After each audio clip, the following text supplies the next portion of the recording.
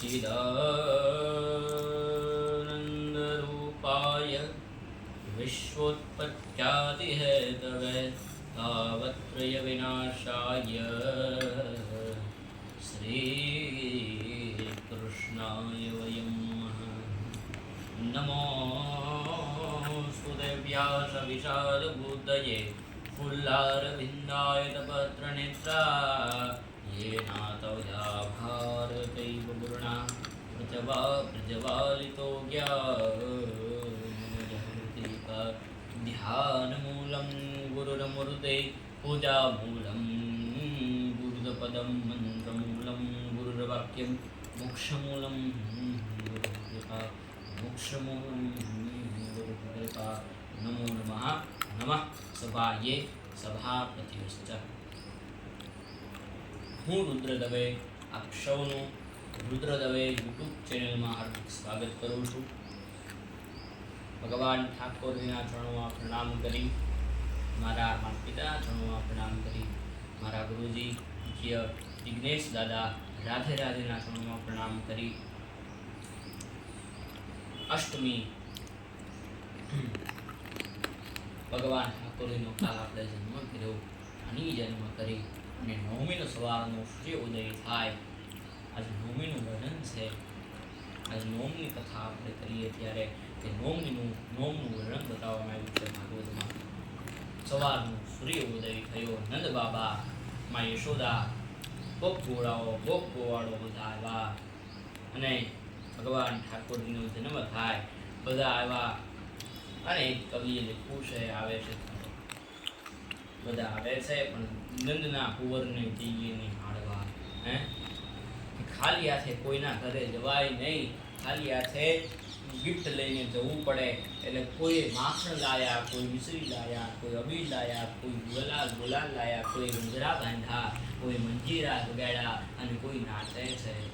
ભગવાનને મારા ઠાકોરજીને નૃત્ય બહુ વાળ્યું છે। મીરા નાચી હતી તો મીરાને ભગવાન ઠાકોરજીએ ઉગારી લીધી છે। મીરા આ ઠાકોરજીને નિત્ય વાળું છે કે જે આ દેવ આટીવાળો છે, દેવને સમજવા બહુ અઘરા છે। એમાં પાછા આટીવાળા છે ઠાકોરજી અને અર્ધરાર્પિત વેણુ ભગવાન ઠાકોરજીએ વેણુને ધારણ કરી છે, પાછા કમરથી નીચે ઝૂકેલા છે અને બે પગની આટી છે। એટલે આટીમાં જો તમે ચડ્યા તો એ તમને આટીમાં ચડાઈ દેશે, એવો આ દેવ છે ભગવાન દ્વારિકાધીશ છે। ત્યારે નવમીનો સવારનો સૂર્ય ઉદય થાય અને સૂર્ય ઉદયમાં ભગવાન બાલકૃષ્ણ પારણિયામાં પોઢે।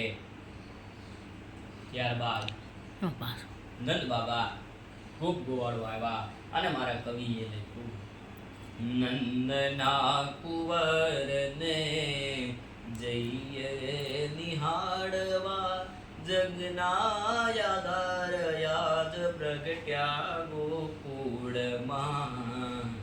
નંદના કુંવરને જઈએ નિહાળવા, જગના યાદાર યાદ પ્રગટ્યા ગોકુળમાં।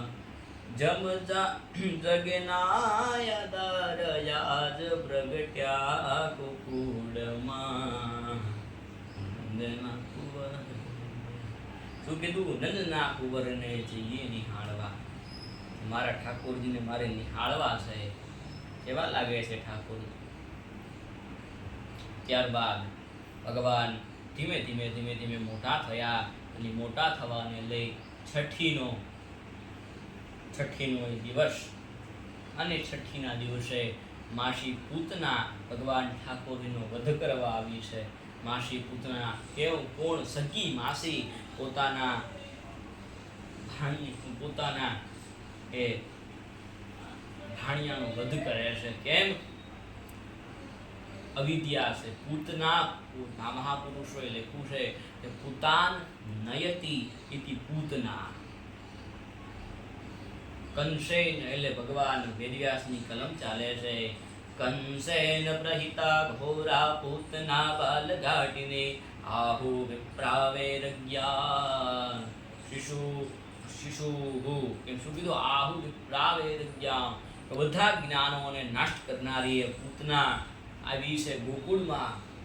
ગોકુળમાં આવી અને ગોપીઓને પૂછે છે, કંસેન પ્રહિતા ઘોરા પૂતના બાલ ઘાટીની, કંસની પ્રેલાયેલી પૂતના આવે છે અને પૂતના આવી ગયેલી. જ્યારે ગોકુળમાં પ્રવેશ કર્યો અને ગોકુળમાં પ્રવેશ કરતાની સાથે ગોપીઓ સામે મળી છે. બધાને પૂતના બાલ ઘાતીની, બાલ છોકરાઓને મારતી પૂતના આવે છે.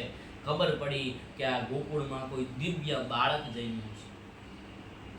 ગોપીઓને પૂછે છે, એ સુંદર રૂપ જેને ધારણ કર્યું છે, એ આવી અને ગોપીઓને પૂછે છે કે કોઈ બાળક છે. અને જ્યાં લઈ જાય, ગોપીઓ ત્યાં લઈ જાય છે અને યશોદાજી સ્ત્રીને જોવે છે અને સ્ત્રીમાં યશોદા મોહિત થઈ ગયા. કેમ? અવિદ્યાનું રૂપ બહુ સારું.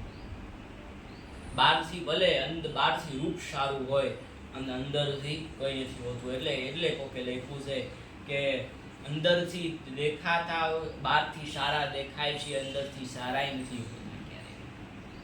જે બહારથી મોટી વાતો કરે છે અને અંદરથી કઈ નથી. ભીતરના કૃષ્ણને જગાડો, ભીતરના કૃષ્ણને. આપણી અંદર જ પરમાત્મા બેઠેલા છે. સર્વસ્તતાહમ હૃદયંતિ વિષ્ણુ. ભગવાન ઠાકોરજી ગીતાજીમાં બોલ્યા છે કે હું સર્વના, હે અર્જુન, હું સર્વના હૃદયમાં રહેનારો છું. ભગવાન આપણા હૃદયમાં રહેલા છે. તો ભગવાને પૂતના આવી છે. પૂતના આવી અને માં યશોદા મોહિત થયા અને મોહિત થવાને લઈ માં યશોદાએ કીધું કે તમે કામ કરો, મારી સાટન તમે લાલાને રાખો, હું આવું તમારી માટે સ્વાગતની તૈયારીઓ લેતા આવું. અને લાલાને મૂકે તા ઠાકોરજી કીધું કે માં તું ચિંતા ન કરીશ, તારા મહેમાન નથી, મારા મહેમાન છે. એનું સ્વાગત મારે કરવાનું, તારે નથી કરવાનું. અને માને મૂકી, ઠાકોરજીને મૂકી અંદર ગયા. લાલો અહીંયા રમે છે. લાલાએ જોયું કે ભગવાન આ પૂતના પોતાના સ્તન ઉપર કાલકૂટ નામનું વિષ લગાવીને આવે છે. કેમ? એને દૂધને ઈ વિષને પીવડાવી અને આને મારી નાખવું એવો વિચાર લઈને આવેલી પૂતના કે જ્યારે એને વિષ પીવડાવવા જાય, પૂતના પોતાનું વિષ પાન કરાવે. કારણ કે દૂધ તો હતું નહીં, એટલું વિષ જ હતું. વિષપાન કરાવવા જાય ને ભગવાન ઠાકોરજીએ આંખો બંધ કરી અને કોક મહાપુરુષ એમ કહે છે કે આંખો બંધ શું કામ કરી ભગવાનને? એમ કેવું છે કે મહાદેવજીને કોકે એક મહાપુરુષનું ચિંતન એવું છે કે મહાદેવજીને યાદ કર્યા છે. બીજામાં અમુક મહાપુરુષનું ચિંતન એવું છે કે અવિદ્યા આંખ દ્વારા પણ અંદર પ્રવેશી શકે છે, એટલે ભગવાને આંખ બંધ કરી હશે.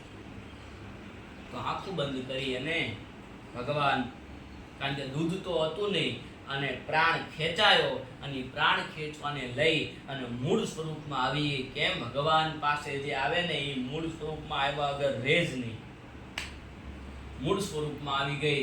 આ બાજુ આકાશમાં ઉડવા લાગી. કીધું મને છોડી દે. અને એક પીપળાના વૃક્ષ પાસે જઈ અને જરાશય થઈ પૂતના અને જરાશય થઈ ભગવાન બાલકૃષ્ણ એના શરીર ઉપર રમતા હતા. ત્યારબાદ માં યશોદા દોડી કરે, ક્યાં ગયો લાલો? અને જ્યાં જોવે ત્યાં તો ભગવાન રાક્ષસી ઉપર રમતા હતા. ભગવાન ઠાકોરજી એને લઈ સીધા જ ગૌશાળામાં ગયા. ભગવાનથી 7 વખત ગાયનું પૂંછડું ઉતારી અને સ્ટોક દઈ અને સ્નાન કરાવ્યું. એને મહાપુરુષોએ પૂતનાષ્ટક કીધું છે. કે જે પૂતનાષ્ટક ભાગવતજીમાં એમ લખ્યું છે, કદાચ તમારું બાળક નાનું હોય, ઊંઘમાં ડરી જતું હોય, તમે તો એક વિદવત બ્રાહ્મણને ઘરે બોલાવી અને પૂતનાષ્ટકના પાઠ કરાવવામાં આવે. હું ભરોસા સાથે કહું કે તમારું બાળક તેજસ્વી બને, ઓજસ્વી બને અને વિદ્યાવાન બને. એવું ભાગવતજીમાં લખ્યું છે કે પૂતના મરાઈ, અવિદ્યા મરાઈ અને ભગવાન ઠાકોરજીનો એ જન્મ ઉત્સવમાં ઉજવાયો ભગવાન ઠાકોરજીનો જય થયો છે. બોલે બોલ બાલ કૃષ્ણ ભગવાન કી જય. એ જ ભાવ સાથે ભગવાન ઠાકોરજીના ચરણોમાં પ્રણામ અસ્તુ. જય દ્વારકાધીશ. રાધે રાધે. તમને આ જો વિડીયો પસંદ આવ્યો હોય તો લાઈક કરી અને ચેનલને સબસ્ક્રાઇબ કરવા નમ્ર વિનંતી સાથે તમને આજ ખુશીનો બહુ દિવસ છે કે આપણી ચેનલ ઉપર આપણી સૌની ચેનલ ઉપર આજે 100 સબસ્ક્રાઇબર પૂરા થઈ ચૂક્યા છે. મારે આપ સૌને પ્રાર્થના છે કે આવો ને આવો સપોર્ટ મારી ઉપર વરસાવતા રહેજો. આપણે 100એ પહોંચ્યા, 100થી 200એ પહોંચીશું, 200થી 500એ, ધીમે ધીમે આપણે 1 લાખ સુધી ફેમિલી કરવાની છે. એ જ ભાવ સાથે ભગવાન ઠાકોરના ચરણોમાં પ્રણામ અને આપનો ખૂબ ખૂબ આભાર કે આવો મને સપોર્ટ કર્યો. એ જ ભાવ સાથે ભગવાન ઠાકોરના ચરણોમાં પ્રણામ અસ્તુ. જય દ્વારકાધીશ. રાધે રાધે. મારા ગુરુજી પૂજ્ય જિગ્નેશ દાદા રાધેના ચરણોમાં પ્રણામ કરી મારા માતા પિતાના ચરણોમાં પ્રણામ અસ્તુ. જય દ્વારકાધીશ. રાધે રાધે. વિરબામી નમામિ.